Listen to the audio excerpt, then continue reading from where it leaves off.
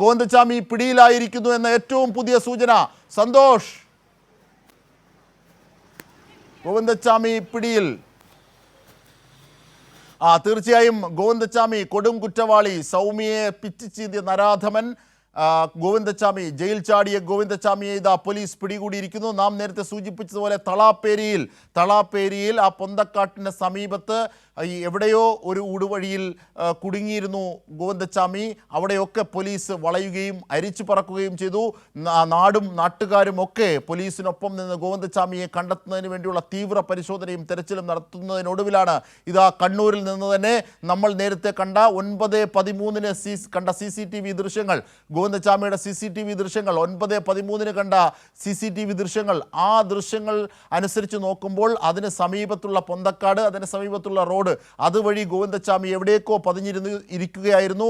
ആ സമയത്താണ് അവിടേക്ക് പോലീസും നാട്ടുകാരും ചേർന്ന് ആ സംഘം പിടികൂടുന്നത് ഗോവിന്ദച്ചാമി. അങ്ങനെ അവരുടെ വലയിൽ, പോലീസിൻ്റെ നാട്ടുകാരുടെ വലയിൽ ഗോവിന്ദച്ചാമി പിടിയിലായിരിക്കുന്നു, വീണിരിക്കുന്നു എന്നുള്ളതാണ് ഏറ്റവും ഒടുവിൽ മനസ്സിലാക്കേണ്ടത്. കൊടും കുറ്റവാളി ഗോവിന്ദച്ചാമി പിടിയിൽ. കാരണം നേരത്തെ തന്നെ നമ്മൾ സൂചിപ്പിച്ചിരുന്നു, കണ്ണൂർ തളാപ്പേരിയെ വിട്ട് പോകാനുള്ള സാധ്യതയില്ല. കാരണം CCTV ദൃശ്യങ്ങൾ, അതുവഴിയുള്ള ഗോവിന്ദച്ചാമിയുടെ പോക്ക് കണ്ട നിരവധി പേർ അവരൊക്കെയും പറഞ്ഞിരുന്നത് ഗോവിന്ദച്ചാമി അതുവഴി പോകുന്നത് കണ്ടു. CCTV ദൃശ്യങ്ങളിൽ സ്ഥിരീകരിക്കുന്നു അത് ഗോവിന്ദച്ചാമി തന്നെ. അതാ സമയം 9:13, കൃത്യമായി പറഞ്ഞാൽ അത് 9:13.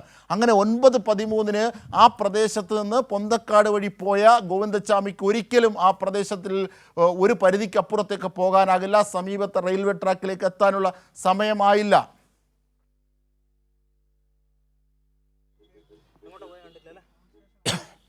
തീർച്ചയായും അങ്ങനെയാണ് ഏറ്റവും പ്രധാനപ്പെട്ടൊരു വസ്തുതയായി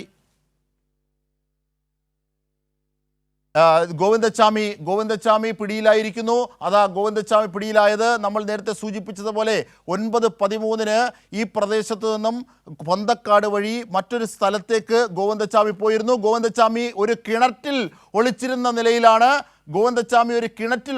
നിലയിലാണ് പോലീസ് സംഘം ഗോവിന്ദച്ചാമിയെ പിടികൂടുന്നത്.